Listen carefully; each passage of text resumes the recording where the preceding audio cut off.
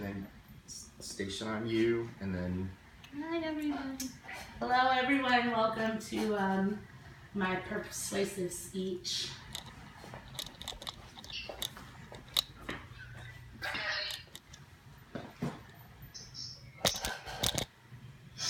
Okay. Everybody good? Yes. Thank you for participating in my speech. Welcome. Today we'll be talking about the importance of legalizing recreational marijuana on a federal level and all the details that are included. I'd like to start out with a small but powerful question.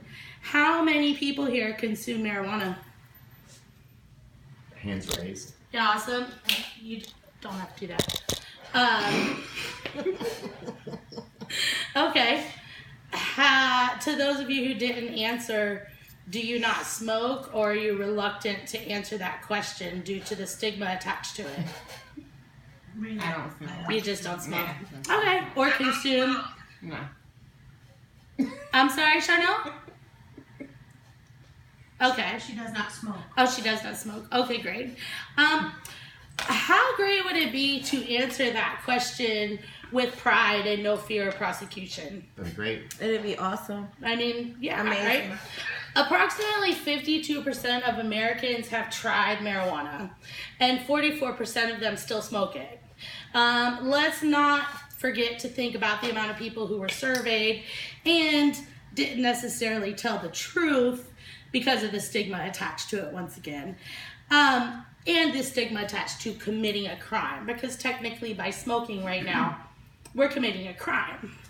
To understand where America, in the current state of prohibition of marijuana, we got to travel back to the early part of the 19th century. Here's a brief explanation of just how marijuana came to be prohibited.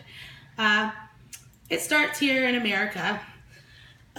During the old days, narcotics were heavily used in medicines and tinctures and treatments for ailments. But America called this remedy cannabis. That's important. Remember that for later. So around the turn of the 19th century, something called the Mexican Revolution took place. Mexicans were flocking to America in large numbers, bringing their culture, their customs, and traditions with them. One of those traditions happened to be smoking marijuana. Now, America wasn't all that happy with this influx of foreigners or any of their ways, but you know, racism. It is what it is. It was a new culture. They didn't like it. They were scared of it. So lawmakers scrambled to figure out a way to get these disruptive Mexicans out of their country. Then there was the aha moment. Let's demonize those wacky marijuana smoking Mexicans. That stuff leads to ways of alluring young white women into their circles, and smoking marijuana also leads to violent crimes performed by these Mexicans. Okay, so now we have reason to control and get these guys out of America, and we're going to be calling it the Marijuana Tax Act of 1937, banning the substance across the nation, leading to multiple arrests of our new inhabitants, leading to deportation. This law was later deemed unconstitutional in the 1970s, but no worries, we'll just add marijuana to the schedule of the worst drugs available on the streets, like heroin, LSD, and cocaine. Actually, cocaine's at a lower level. So here we are with marijuana labeled as a Schedule I substance, the worst of the worst. But even though less than 50 years ago, we were using it regularly to treat our ailments, but it was called cannabis. So no shade towards early America. So what are the benefits of consuming marijuana anyways? What's the big deal? Why are the people of America now demanding to change the laws to allow consumption? To those of you who do consume, how does it benefit you? What does it do for you? Makes me feel calm.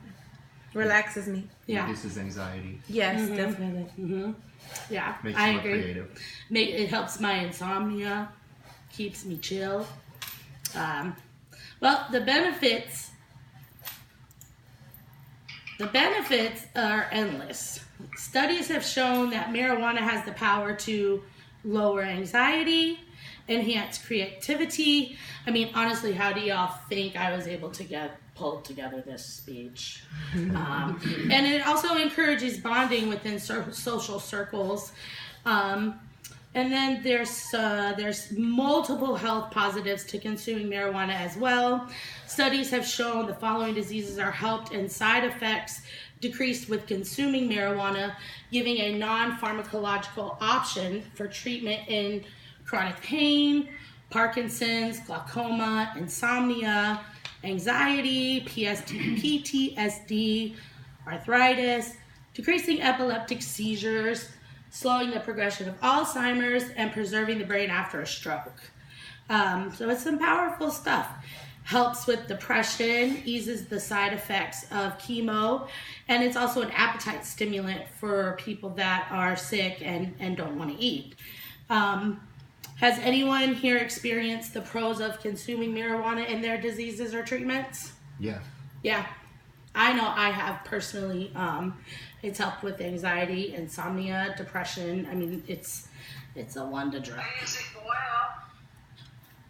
I'm sorry, Mom? Lori? I use oil. That's CBD oil, correct? It's hemp oil.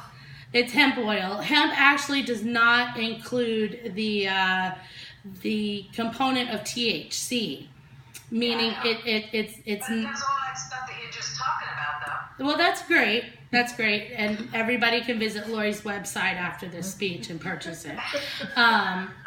But right now we're talking about the legalization of on a federal level of marijuana, not CBD oil. But thank you for your input.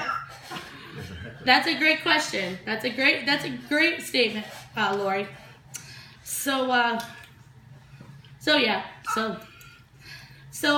how far has our nation come in banishing the prohibition of marijuana? That's where things get complicated. Marijuana is prohibited both medically and recreationally on a federal level. So across the board, the feds say, no, not in America, no way. Considering that wall that's being built, I think the feds might still be holding a grudge with the Mexicans. I don't know. Now, let's talk about the state laws which have been springing up in the past decade. Here you see the complications. 33 states have approved the use of medical or recreational use of marijuana or both. The map is all over the place. So in California and DC, we can consume freely, but travel on over to Florida or Pennsylvania, and you better spend the money to prove you have a diagnosis you need to treat with marijuana. This is so confusing and so wrong. With me being a medical marijuana card holder, say I take a drive up to Georgia where my family lives, well, now I need to leave my medication at home because it's not legal in Georgia. It's wrong, it's confusing. So the state I live in dictates how I may consume marijuana. I'm a criminal in one state, but a normal citizen in another. We're the United States of America. Does anyone here have any experience with obtaining a medical clearance for marijuana? It's very difficult. It is. It's very difficult. It's expensive, and it takes forever. What about the pleasure of living in a state where it's legal to consume recreationally? Has anyone lived or gotten to visit those places? Colorado. Colorado, yeah. I think in California now as well. So, you know, it's confusing as we travel within one country how the laws vary by state. So why is the federal legalization of recreational marijuana so important? Let's start that recalling that these states have approved use of marijuana. These new laws have created new businesses. They're legal businesses. They're legit. They're working very hard to stay within the guidelines and rules that their states have set up for sales. Hundreds of jobs are being created. It's boosting in our economy, except it's creating jobs and it's creating commission within local communities. But at any given point, the federal government can come down and shut it down, because on a federal level, it's still illegal.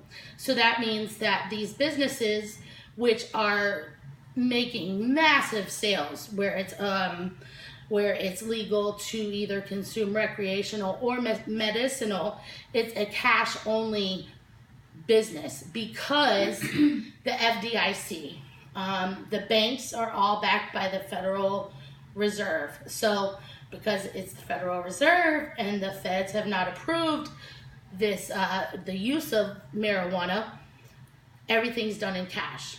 And they can swoop in and take it at any time. Wait, but the state says it's okay. The state gave me guidelines. I did everything the state said. But the feds say no way. So these businesses are stuck between a rock and a hard place. They put everything they can into growing them, and at any minute the feds can come and swipe them away. Another problem is, like I was saying, the social issues. Have you ever worked for a drug-free workplace? Yes. Okay. That's a federal program. And if you've been approved to use medical marijuana, you're still not going to get that job, because the federal level says, hey, no drugs at all.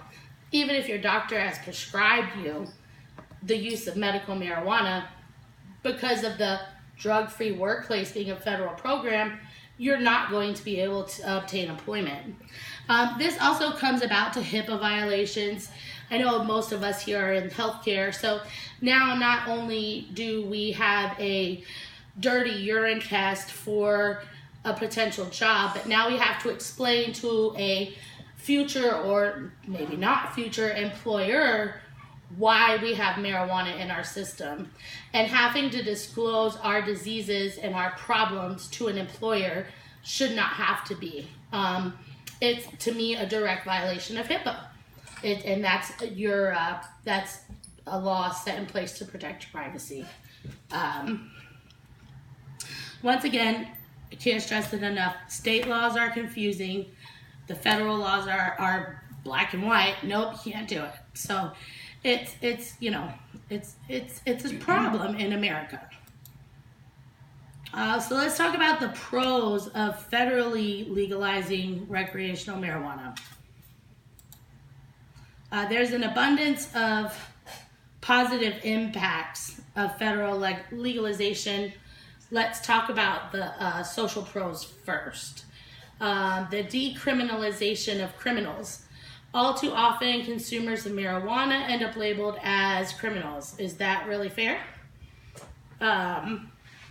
Quality control. Street operations are obviously not regulated. Who knows what's in the marijuana we consume at the moment? If the feds would get it together, we wouldn't have to worry about that.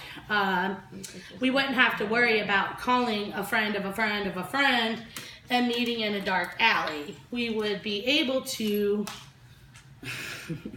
enter a dispensary, talk about what we're buying, and leave knowing our marijuana is safe. And availability. How many times has that friend of a friend of a friend said, dude, I'm dry? Or sure, I'll be there in 10 minutes, which leads to a week or two. Once again, we would be able to purchase our goods in a professional, secure environment. The government can also benefit from legalization. Taxation. Do I really need to say more? Our government loves taking our money. Taxing marijuana will generate revenue that could help a vast number of government entities and probably help Trump make another billion MAGA hats, or pay the phone bill that he has to be paid for the data he's using by tweeting so much. Just saying. Our court system. Justice systems are already struggling to deal with congested dockets they have to address, and our prison system is busting out of the seam with inmates. Lots could keep legalization could keep marijuana consumers out of those court